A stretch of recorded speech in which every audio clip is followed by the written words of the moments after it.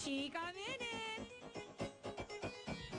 Star-studded ang naging birthday party ni Ogie Alcacid sa Manila Polo Club kagabi. At dahil prom night ang naging theme, merong sweet dance sina Ogie at si Regine Velasquez. Ang chika mula kay Nelson Canlas.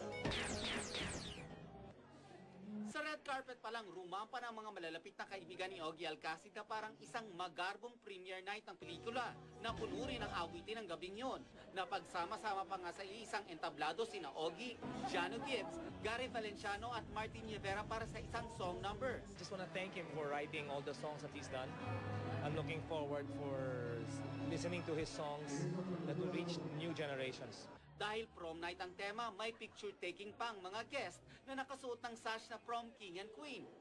Bawal ang video camera sa loob ng ballroom, sa request na rin ni Ogie at Regine. Pero pinagbigyan nila kaming makita ang pinaka-espesyal na tagpo sa gabing yon, ang first sweet dance ng dalawa. Ang wish ko sa kanya ay sana patuloy na maligaya ang kanyang buhay kasi kitang-kita naman natin na masayang-masaya siya ngayon.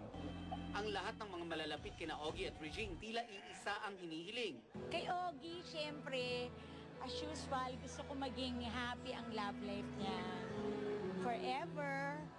And wish ko maging mauwi sa marriage. Hi, Michelle! Kumusta ka na, Mare? Matapos lumata ni Michelle Van Imeren nung linggo sa SOP, kung saan sinabi nitong tanggap niya ang relasyon ng kanyang dating asawa, tila wala nang maihiling pa si Ogie. Nakikita niyo talagang Michelle is an incredible person. Oh, yeah. Nelson Canlas updated sa Showbiz Happening.